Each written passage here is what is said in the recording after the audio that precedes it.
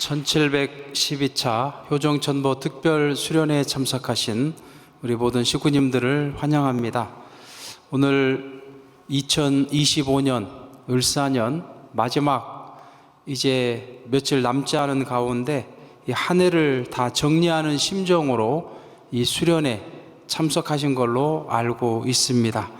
또한 일반 40일 수련생들이 오늘부터 281차 40일 수련이 또 새롭게 출발을 하고, 지난주부터는 영성 수련이 또 시작이 되었고, 모심 5차 수련도 시작이 되었기 때문에 오늘 우리가 수련을 출발하고 또 새해를 맞이하는 입장에서 어떤 마음을 가져야 될까를 곰곰이 생각해 보면서 오늘 잡은 주제가 비우고 내려놓음으로 받는 은혜라는 내용이 되겠습니다. 먼저 참 부모님의 말씀을 훈독하겠습니다. 영계의 협조를 받을 수 있는 여러분이 되었는지가 문제입니다. 여러분이 자신을 다 내려놔야 됩니다. 자기를 내려놔야 됩니다. 오직 참 부모님과 하나 된 한마음 한뜻 한 행동만이 필요합니다. 그래서 6천년 동안 하늘 부모님께 불효했지만 이제는 하늘 부모님의 꿈을 이루어드려야 됩니다. 그러면 참 어머님께서는 도대체 무엇을 내려놓으라고 말씀하시는 걸까요? 이렇게 말씀을 주셨습니다. 내가 과거에 어떤 일을 했다. 지금 현재 내가 어떤 일을 하고 있다. 내가 생각하고 있는 지식 수준은 어느 정도다. 이런 모든 것을 내려놓고 무에서 어떻게 마음과 몸이 하나 되어 통일된 자리에 나아갈 수 있을까를 생각하고 노력해야 됩니다. 라고 말씀을 주셨습니다. 참 어머니께서는 먼저 내가 과거에 어떤 것을 했다는 것을 내려놓아라. 그것이 앞으로 하늘길을 가는데 장애물이 될 수도 있다. 내가 참 부모님을 예전에 모시고 살았다. 그것이 은혜지만 그것으로 통해서 앞으로 참 부모님을 더 모시고 나아가는 길에 장애가 될 수도 있다는 것입니다. 내가 협회장을 했어. 내가 교구장을 했어. 그게 은혜가 됐지만 앞으로 나아가는 길에서는 그곳으로 인해서 걸림돌이 될 수 있다고 말씀을 주시는 것입니다. 그리고 나라는 것을 내려놔라. 자기라는 것을 내려놓아라. 자기라는 것이 있으면 하늘길을 걸어가는데 걸림돌이 많다는 것입니다. 때로는 화가 날 때도 있고, 때로는 괘씸할 때도 있고, 때로는 분노가 일어날 때도 있고, 그렇죠? 그래서 그런 내 자신도 내려놓아라. 그리고 지금의 위치와 권위도 내려놔라. 이렇게 말씀을 주셨습니다. 내가 어떠한 위치에 있는지, 나는 재단 이사장이야. 나는 지금 협회장이야.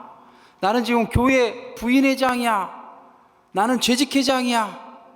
라는 그런 것을 갖고 있으면 거기에 나라는 것이 또 들어갈 수도 있기 때문에 그것도 내려놔라. 그리고 내가 갖고 있는 지식 수준도 내려놓아라 라고 말씀을 주십니다. 아이고, 내가 뻔히 다 아는 건데 내가 또 40일 수련해서 원리 강의를 들어야 돼? 나는 대학교 석사를 따고 대학원 박사까지 땄는데 내가 또 이런 어린 수련생들하고 같이 교육을 받아야 돼? 라고 생각할 수도 있게 된다는 것입니다.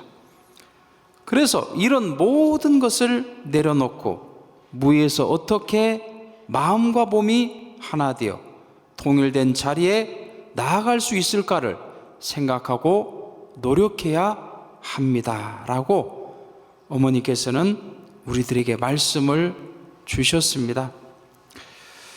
그래서 영성 40일 수련에 들어온 우리 박사님이 계셨습니다. 그 박사님의 그 소감을 좀 한번 읽어 드리겠습니다. 나의 기존의 지식이 하늘길을 가는데 걸림돌이 되었다. 수련 초기에 제 기대와는 다르게 흘러갔습니다. 생활 환경과 패턴이 완전히 바뀌게 되면서 무척 힘들었습니다. 빡빡하게 짜인 스케줄과 낯선 사람들과의 단체 생활에서 오는 어색함으로 수련에 들어온 것을 후회하게 하였고, 권유해준 남편에 대한 원망은 깊어져 갔습니다. 그러다 보니 주위의 모든 것들이 부정적으로 다가왔습니다. 내가 왜 이런 어린 친구들과 이미 알고 있는 원리를 배워야 하는가? 왜 밤늦게까지 철야 기도를 해야 하는 것이며, 왜 이렇게 소리를 지르며 기도해야 하는가 등 여러 가지 불만과 불평이 마음속에 가득했습니다. 그 이후로 마음속으로부터 가지고 있었던 여러 불만 섞인 의문들을 이기성 원장님은 말씀을 통해 하나하나 풀어주셨습니다.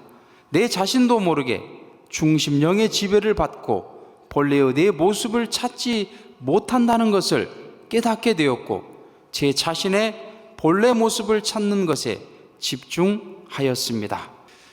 이렇게 오늘 우리는 내가 갖고 있는 지식 때문에 지금 현재 하늘이 주시는 은혜를 받지 못하는 걸림돌이 될 수도 있다는 것을 이 수련생, 이 박사님을 통해서 우리들에게 알려주셨습니다. 그래서 비우고 내려놓기 위해서 우리가 가장 먼저 해야 될 것은 무엇일까요? 비우고 내려놓는 거 뭐지? 라고 우리 식구님들은 한 번쯤 생각해 보지 않으셨습니까? 그렇다면 비우고 내려놓기 위해서 예를 든다면 이 방 안에 이런 쓰레기들이 차 있을 때 우리가 가장 먼저 해야 될 것은 뭘까요? 이런 방으로 바뀌기 위해서는 가장 먼저 해야 될 것에 대해서 참 부모님께서는 이렇게 말씀을 주십니다. 전성경 857쪽입니다. 우리의 모습을 냉정한 입장에서 관찰해 보아야 합니다. 그 무엇을 찾기 위해 허덕이고 있는 자신의 강팍한 모습을 바라볼 줄 알아야 합니다. 우리가 우리 방 안에 가득한 쓰레기가 있는데 그것이 쓰레기인지 또는 잘 세팅해야 될 건지 그것을 먼저 구별해야 되겠죠. 그러기 위해서는 먼저 잘 관찰해야 된다. 잘 바라볼 수 있어야 된다. 라고 말씀을 주셨습니다. 마찬가지로 우리들 마음속에 있는 찌꺼기를 버리고 내려놓기 위해서도 마찬가지라는 것입니다. 먼저 해야 될 것은 옆에 있는 사람의 어떤 잘잘못을 바라보는 능력을 키우는 것이 아니라 내 자신이 어떠한 모습인지를 잘 관찰하는 것이 우선이라고 말씀을 주셨습니다. 한 분의 수련생의 소감입니다. 저는 40일 수련 연장을 통해 내 자신을 관찰하면서 무엇을 위해 바쁘게 살아왔는가, 본연의 나의 모습, 그리고 지금부터 어떤 내가 되어야 하는가, 기도드릴 때 하늘 부모님과 눈물로써 공명할 수 있게 해 주셨습니다. 부모님 뜻맞게 살지 못했던 욕심, 혈기, 이기적인 마음, 절망, 교만, 비교, 공포 등 모두가 하늘 부모님과는 아무런 상관이 없는 저와 함께 지냈던 속성들을 보면서 부모님께 상처를 드렸다는 죄송함이 밀려왔습니다. 40분간 눈물로 부모님께 사죄하는 기도를 드리고 나니 텅 빈 또 다른 나를 느낄 수 있었습니다. 저는 우리 40일 수련생들께 비우고 내려놓기에 대한 강의를 하면서 이러한 욕심, 혈기, 이기적인 마음, 절망, 교만, 비교, 공포가 나일까요? 내가 아닐까요? 라고 물어봅니다. 오늘 여기 오신 우리 식구님은 어떻게 생각하십니까? 이게 나라고 생각하시는 분 한번 손 한번 들어보시겠습니까? 이거 나다. 이거 나지. 예. 근데 몇 분 안 계시네요. 예. 이건 내가 아니야. 이건 나일 수 없어. 라고 생각하시는 분. 예, 요거는 조금 더 많네요. 손 내리십시오. 그러면 저는 다시 질문을 드립니다. 이러한 욕심, 혈기, 이기적인 마음, 절망, 교만, 우울함 속에서 계속 살고 싶은 분 한번 손 한번 들어보십시오. 이런 마음 속에서 계속 살고 싶은 분, 이번에는 아무도 안 계시네요. 그렇죠? 그렇다면 이제부터 이러한 마음을 나로 여기지 말아야 된다는 것입니다. 그 마음은 나일 수도 있고 내가 아닐 수도 있습니다. 그렇지만 그런 속에서 살고 싶지 않다면 그것을 비우고 내려놓기 위한 첫 출발점은 그것을 나로 여기지 않는 것에서 출발합니다. 그것은 나를 잘 관찰함으로써 이것이 하늘의 요소인가 사탄의 요소인가를 구별할 수 있는 데서부터 출발을 한다는 것입니다. 그러고 보면 나도 모르게 자꾸 우울해져. 나도 모르게 자꾸 죽고 싶어. 그것은 누구의 마음이겠습니까? 그것은 본연의 내 마음도 아니고 하늘이 주신 마음도 아니었습니다. 누구로부터 온 마음이라고요? 근원지가 있다는 거죠.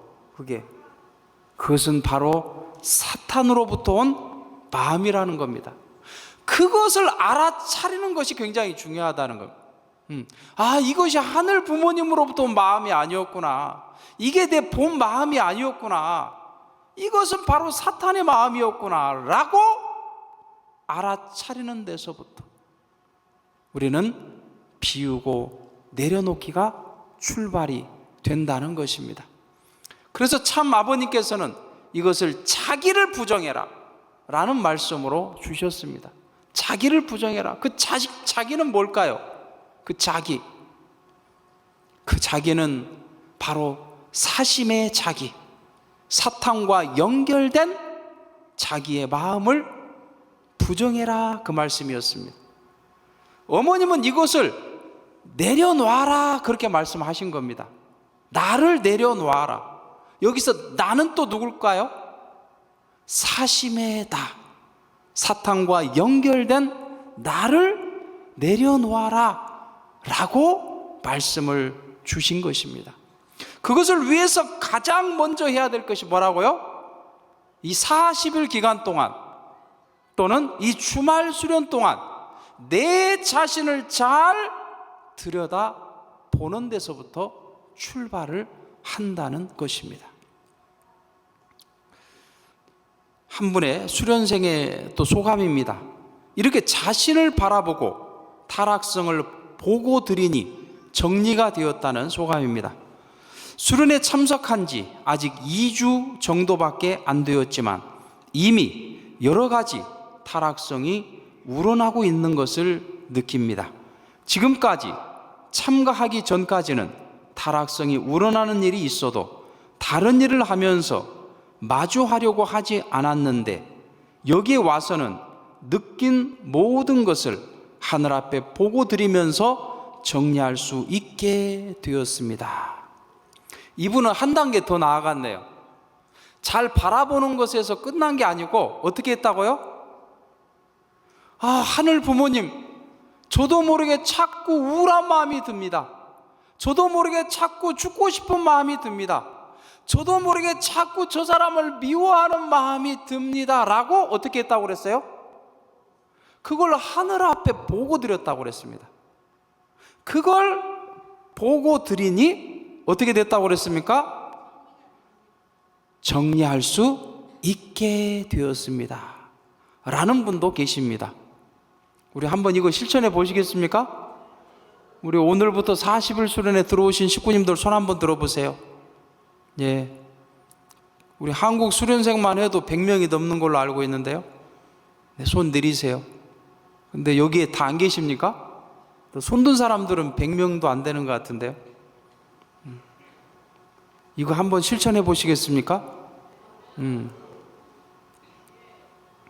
내 자신의 타락성을 바라보고 그것이 내가 아니기 때문에 그 타락성의 내용을 하늘 앞에 한번 보고 드려 보십시오. 이러이러한 내 모습, 나로부터 발생하는 이거 내가 아니기 때문에 이분은 그걸 보고를 통해서 정리했다고 그랬어요. 그래서 비우고 내려놓기는 과거의 나를 바라보면서 회개하는 것으로부터 시작이 됩니다. 또 한 분의 수련생 간증입니다. 40일 수련을 마치며 1, 2주는 지난날 회개합니다.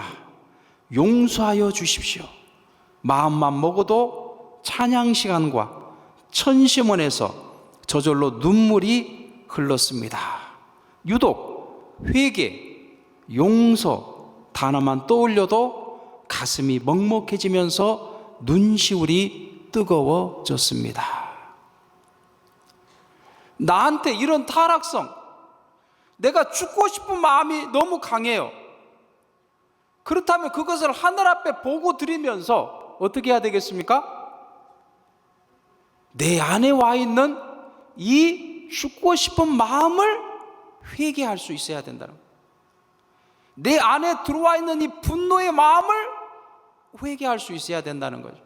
내 안에 들어와 있는 이 미움의 마음을 하늘 앞에 보고 드리면서 회개할 수 있어야 된다는 거예요. 거기에서부터 비우고 내려놓는 수행이 시작이 된다는 것입니다. 근데 우리는 회개하기가 쉬워요, 어려워요? 쉬운 것 같으면서도 쉽지가 않아요. 내 자신을 바라보고 회개한다는 것이 쉽지가 않기 때문에 우리 조상들은 우리를 깨우쳐 주기 위해서 어떻게 하느냐라고 또 참 부모님께서는 이렇게 말씀해 주셨습니다. 같이 한번 읽어볼까요? 시작. 잘못하면 조상들이 와서 병 주고 약 주고 합니다. 병 주고 약 주고 해서 천국에 데려간다는 거예요. 사탄은 병 주고 약 주고 해서 지옥에 데려갔지요. 딱 반대라고요. 사탄은 병을 줘가지고 지옥으로 끌고 갑니다. 그런데 우리들의 선편 조상들은 어떻게 한다고요? 병을 주어가지고 깨우치게 한다는 거죠. 병을 줘가지고 깨우치게. 제가 이 선악 유피대학원 대학교 그 전신이 청심신학대학원이었어요. 거기 제가 1기 졸업생입니다. 1기 졸업을 마치고 미션을 맡았는데 그 미션이 목회였습니다. 저는 30명의 졸업생이 있었는데 그 가운데 목회로 나가라고 한 것은 저밖에 없었어요. 혼자 목회를 나가야 되니까 처음에는 많이 힘들더라고요. 좀 몇 명이서 같이 나가면 좋은데 다른 분들은 목회는 하나도 안 나가고 혼자만 30명 가운데 혼자만 목회 나가야 되니 마음적으로 힘들었어요. 근데 그때 그것도 내려놓고 하늘의 뜻이라고 여기고 그걸 받아들였어요. 그걸 받아들이고 목회를, 대학원을 마치고 목회를 출발했는데 출발한 것이 식구 2가정 있는 교회였어요. 근데 2가정 있는 교회에 가서 목회를 하는데 어느 날 어떤 분이, 어떤 권사님이 교회를 찾아오셨어요. 그러면서 처음 만났는데 저를 보자마자 목사님 죄송합니다 그러는 거예요. 아니, 처음 보신 분이 왜 저한테 죄송합니다 하시지? 그 권사님 얘기를 들어보니까 저는 10년 동안 교회를 떠나서 지냈습니다. 그러다가 보니 처음에는 너무나 행복했습니다. 주일날 예배를 안 나가도 되고, 또 교회에 헌금을 안 해도 되고, 또 무슨 대회 한다고 또 인원 동원하라 그런 소리 안 들어도 되고, 일단은 짐이 없으니까 너무나도 홀가분하고, 또 돈도 막 많이 벌린다는 거, 이상하게. 교회하고 인연을 끊으니까 돈이 막 많이 벌려요.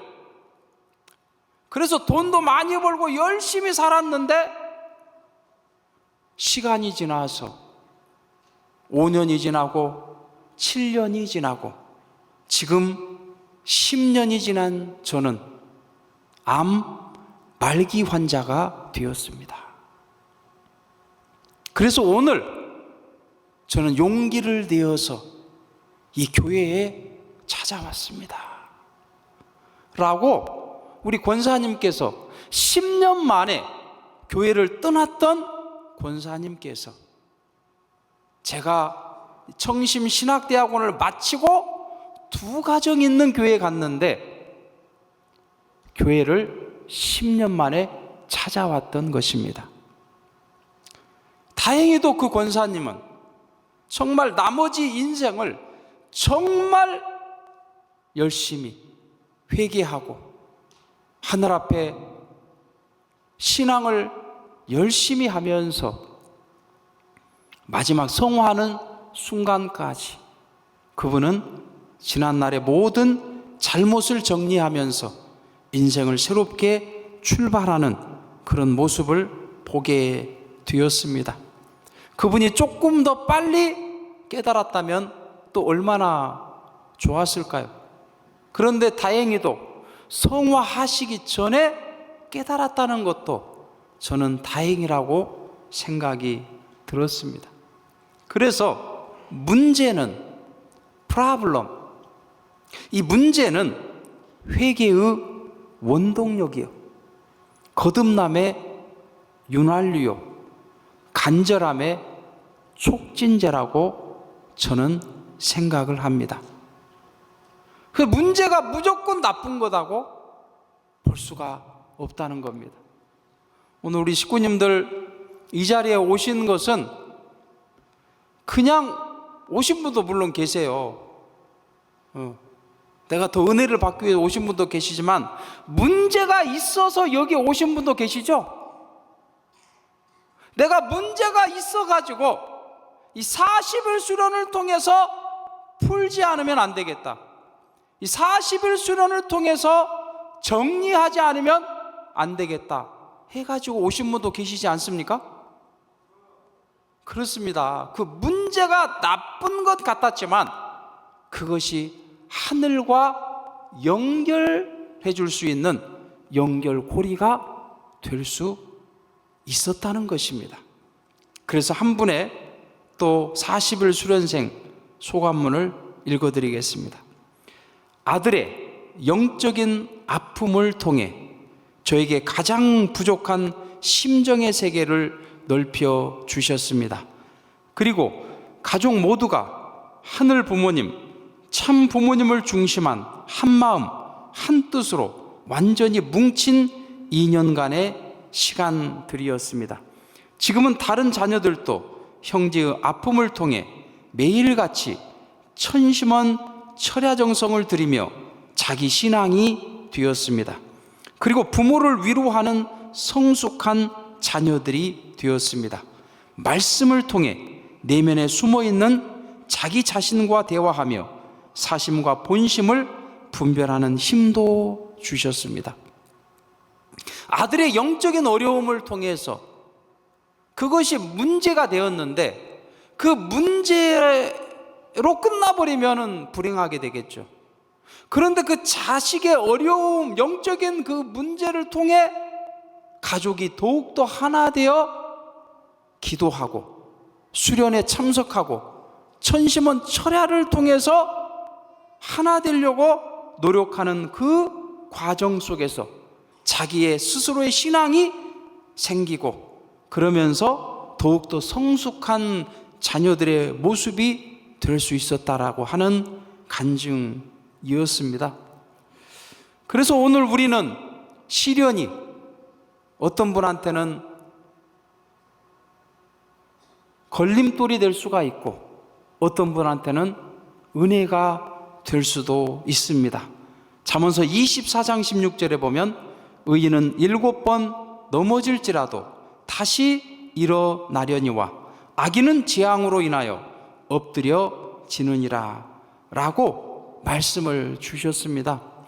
의인과 악인을 어떻게 지금 성서는 가르고 있느냐면은 우리는 모두가 다 시련이 있어요. 시련이 없는 사람이 사실 없다고 생각했기 때문이다.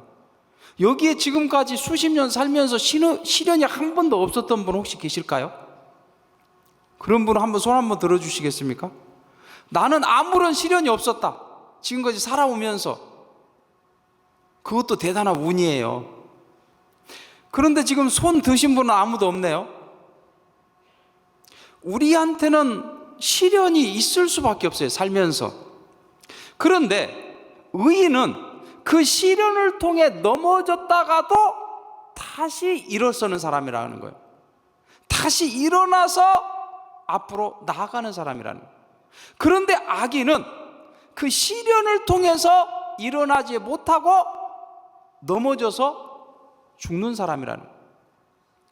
어떤 시련이 있을 때 우리는 그 시련을 통해 어떻습니까? 거기에 걸려 넘어졌을 때 일어나지 못하는 사람들은 원망을 합니다. 그리고 저주를 퍼붓습니다. 그리고 깊은 원한의 감정을 갖고 살아갑니다. 그 시련을 통해서. 근데 그 시련을 통해서 하늘을 찾는 사람도 있습니다. 넘어졌다가 다시 일어서서 하늘을 찾고 또 넘어졌을 때 다시 일어서서 하늘을 찾는 그런 사람을 지금 성서에서는 뭐라고 표현하고 있습니까? 의인이라고 표현하고 있는 것입니다. 그래서 의인과 악인은 바로 시련을 통해서 갈려질 수가 있다는 것입니다. 오늘 우리는 의인일까요? 악인일까요? 내가 그 시련에 걸려 넘어져 가지고 일어나지 못하면 나도 모르는 사이에 악인이 될 수가 있습니다. 우리 엄마 때문에 내 인생이 이 모양 됐어. 왜 내가 이세로 태어나가지고 이 모양? 왜 참부모님을 만나가지고 이 모양이야? 라고 원망하는 자리에 설 수도 있을 것입니다. 그러나 이러한 시련을 다 딛고 다시 일어서서 걸어갈 때 하늘이 함께 해주시고 오늘 참 부모님께서 우리들에게 엄청난 은혜와 축복으로 함께 하고 있음을 느끼는 자녀들도 생겨나게 될 것입니다. 그래서 오늘 우리는 문제가 생기면 갈급해집니다. 갈급해지면 간절해집니다. 그리고 그 간절함은 기적을 일으키는 원동력이 됩니다. 한 분의 소감을 읽어보겠습니다. 한 분은 기도의 시간에 갑자기 머리에서 열이 확 나더니 얼굴이 터질 것 같고 코도 아프고 귀도 아프고 감기가 아주 심해졌는데 열 때문에 격리당하거나 수련에 차질이 생길까봐 걱정이 되고 바로 병원에 가서 코로나 검사랑 독감 검사를 해야 하나 생각을 하였습니다.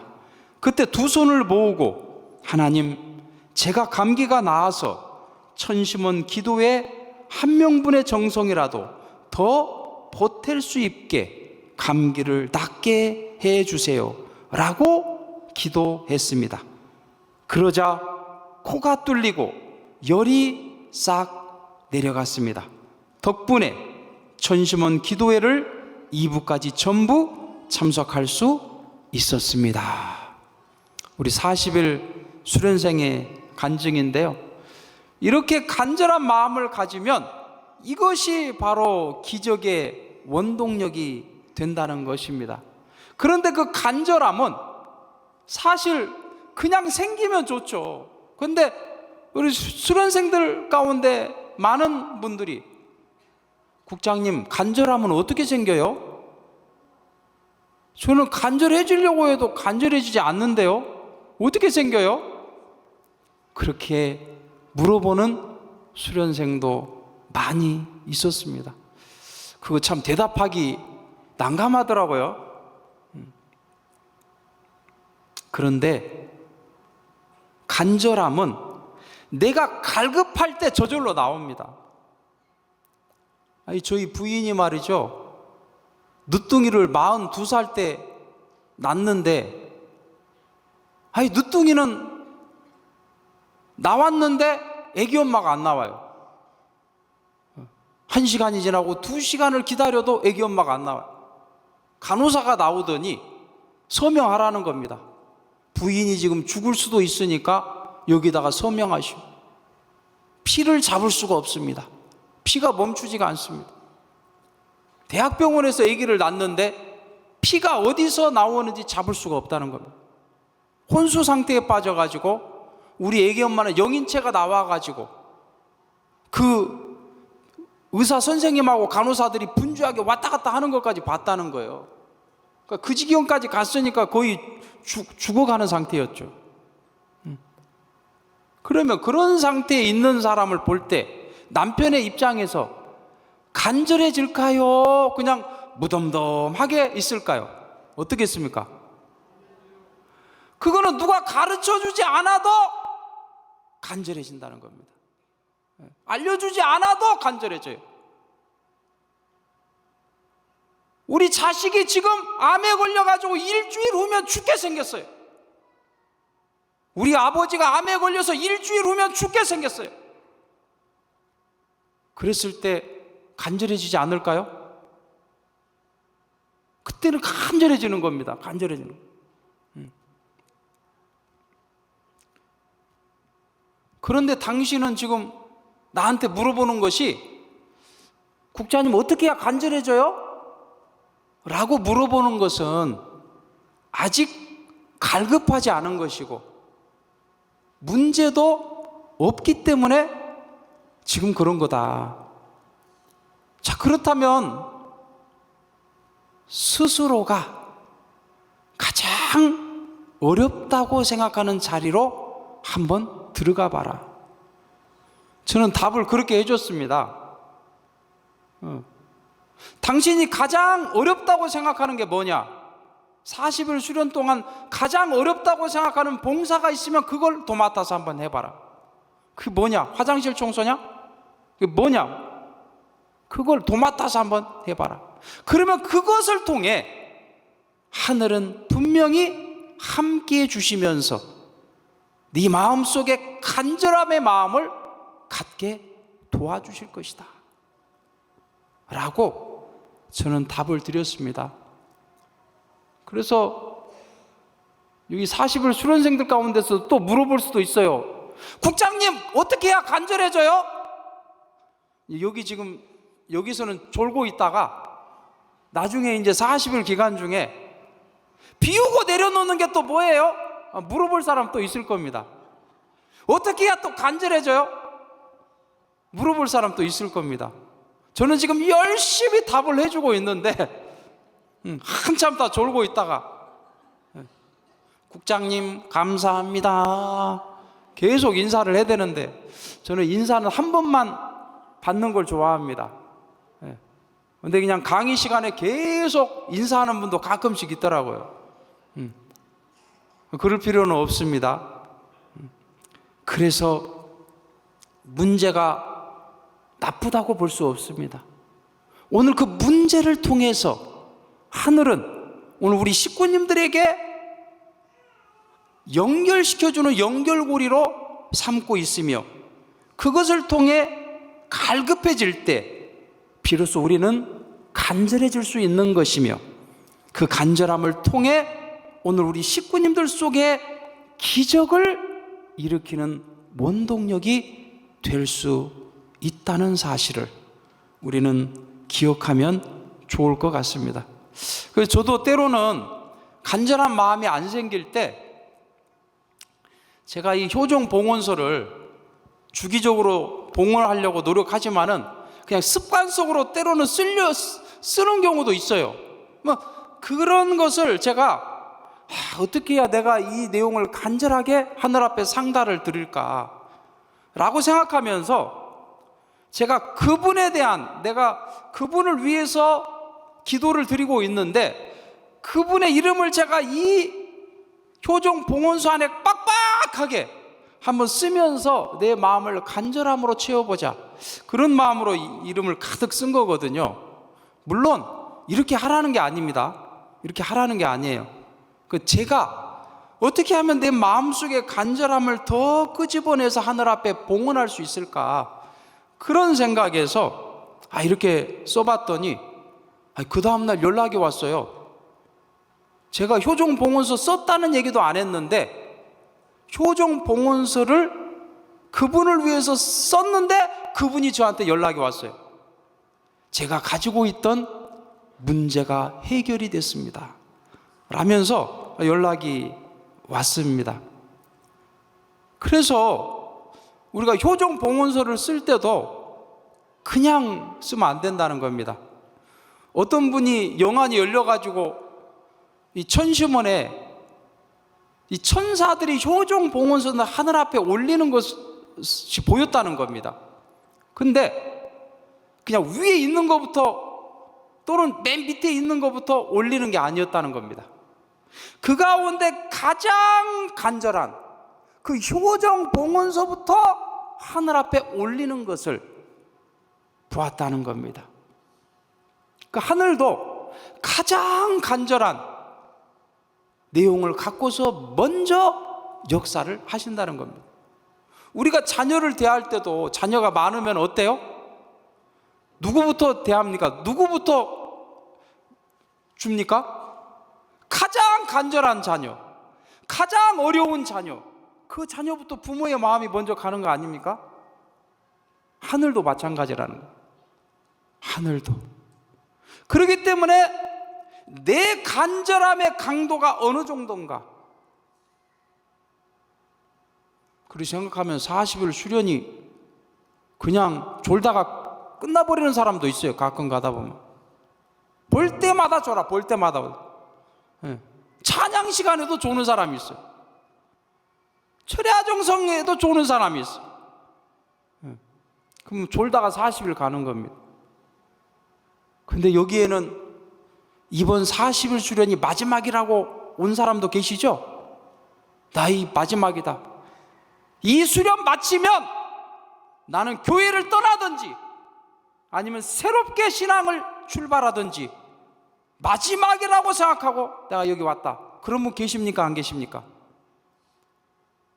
제가 항상 봤어요. 매 차수마다 그런 분이 꼭 한 명씩은 있었어요. 여기도 반드시 그런 분이 있을 겁니다. 내가 이 40일 수련에 이제 마지막으로 내가 들어와서 여기에서도 내가 응답을 받지 못하면 나는 그냥 앞으로 떠나겠다, 그런 분 계실 겁니다.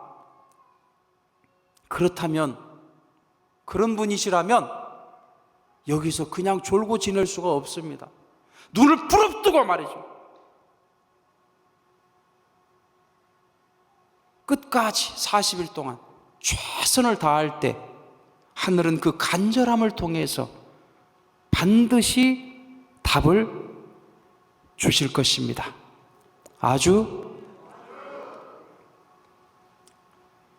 그래서 우리들한테 자연도 가르쳐 주십니다. 자연은 특별히 이 대나무도 우리 인간한테 교훈을 주고 있습니다. 대나무 종류가 여러 개 있지만 이 모죽이라는 또 대나무가 있습니다. 이 모죽은 주변 환경이 아무리 좋아도 심은 지 5년 동안은 전혀 자라지를 않는다고 합니다. 그렇게 5년이 지나고 나면은 갑자기 땅 위로 이 줄기가 나오면서 하루에 70cm씩 쑥쑥 자란다고 합니다. 6주가 지나면 하루에 70cm씩 무려 30m에 달하는 그런 대나무로 된다고 합니다. 그래서 이 대나무는 오늘 우리들한테 무엇을 가르쳐 주느냐라고 저는 생각을 해봤을 때 준비 기간을 잘 갖더라는 겁니다.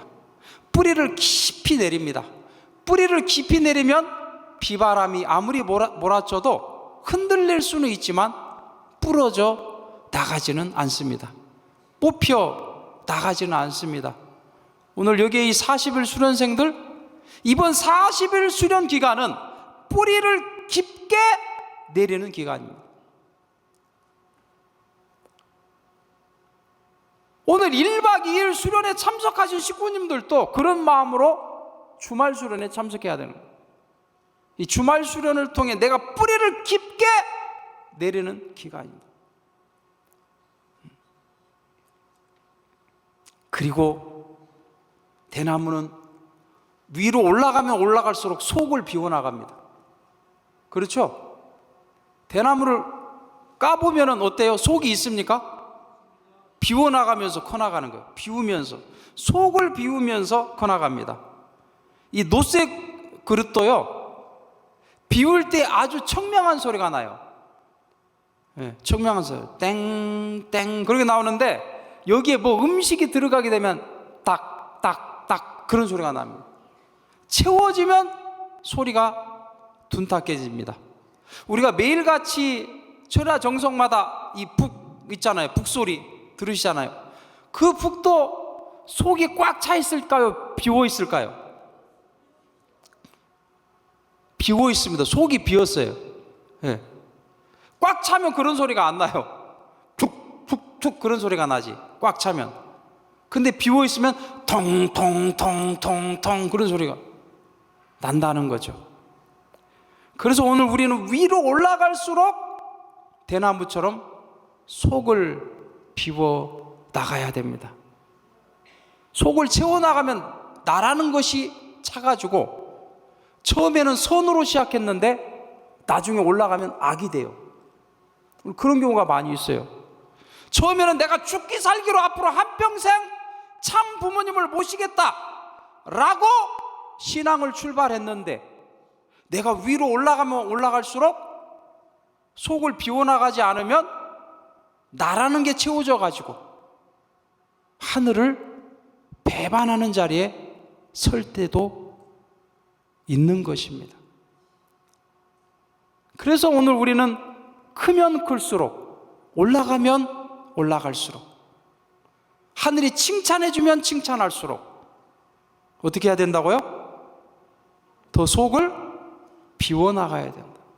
나라는 것을 비워나가야 된다 라고 대나무는 우리에게 가르쳐주고 있습니다. 그리고 대나무는 또 하나 더 가르쳐주고 있더라고요. 올라갈 때마다 매듭을 짓고 올라가요. 올라갈 때마다. 그래서 참 부모님은 이렇게 말씀하십니다. 참 대나무가 마디마디를 맺고 성장하듯이 한 고비 한 고비를 넘어야 됩니다. 그러지 못하면 떨어져 버립니다. 올라갈 때 그냥 올라가면 안 되고 거기에 매듭을 치고 또 올라가고 또 매듭을 치고 또 올라갈 때 비로소 부러지지 않는, 속이 비워도 단단한 대나무가 될 수 있다는 것입니다. 여기에서 매듭을 짓는다는 말은 또 무슨 말일까요? 매듭을 지어라, 매듭을 지어. 여기에 대해서 저는 어머니께서 주신 말씀을 좀 읽어드리고 싶습니다. 시련이 있을 때 원망하면 안 된다.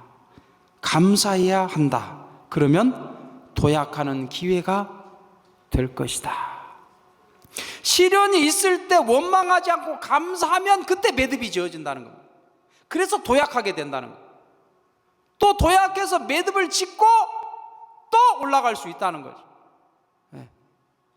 그게 바로 오늘 우리한테 어려움이 부딪혔을 때 우리는 매듭을 지을 수 있는 시간이라는 것. 그것을 감사함으로 내 모습을 변화시킬 때 우리는 매듭을 지을 수 있다고 말씀을 주십니다. 그래서 대나무의 강함은 사실은 높이나 크기에 있지 않습니다. 그것은 바로 비움과 매듭에 있습니다. 그 매듭은 에너지이며 동력입니다. 매듭을 잘 지으면 이렇게 마디가 생기고 그것으로 인해 고통이나 어려움이 닥쳐온다 해도 이겨낼 수 있는 힘이 생기게 됩니다. 우리가 2025년 시작하면서 어떤 분이 저한테 1월 1일 날 찍은 사진이라고 이걸 보내왔어요. 근데 저는 이 사진이 뭘로 보였냐면은 이 뱀들이 말이죠, 이 천원공을 공격하는 것 같은 그런 느낌으로 저한테 다가왔어요, 이 사진이. 야, 그래서 이 을사년 새해에 고난이 많겠구나 라고 생각을 했습니다. 정말 신일본과 신한국을 비롯해 말 못할 많은 시련을 겪고 있습니다. 참 어머님의 고난은 우리의 신앙을 흔들 만큼 큰 것이기도 했습니다. 그러나 하늘섭리는 지금까지 시련 속에서 성장하고 발전해 왔습니다. 참 어머니께서는 천일국 안착과 하늘 부모님이 직접 치리하시는 시대를 여는 때라고 하셨기에 그 기준에 달하기 위한 말 못할 영적인 싸움은 어느 때와 비교할 수 없이 크다는 것을 알게 되었습니다. 그럼에도 시련 뒤에는 그 곱절로 은사와 축복이 온다는 것을 또한 우리는 알고 있습니다. 그것이 역사의 법칙이었고 종교 발전의 과정이었습니다. 그러하기에 그 과정 속에서 태양은 떠오르고 희망은 찾아오고 승리는 하늘편에 있음을 우리는 믿습니다. 정말 이 밑에 보니까 태양이 있더라고요. 이 뱀과 같은 무리들이 몰려오는 것 같지만 그 속에서도 태양은 여지없이 우리를 비추고 있었던 것입니다.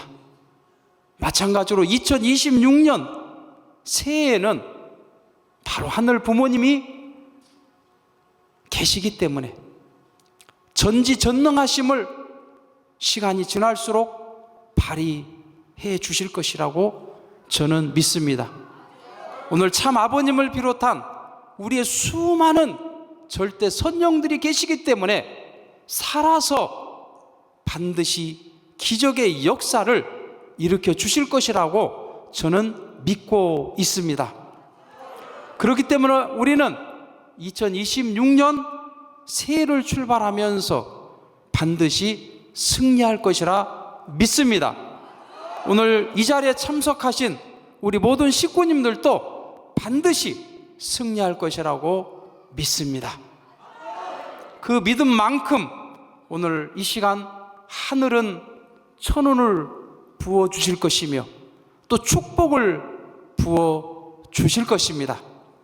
1712차 효정 천보 특별 수련을 통해 그만큼의 많은 천운과 천복을 가득 채워서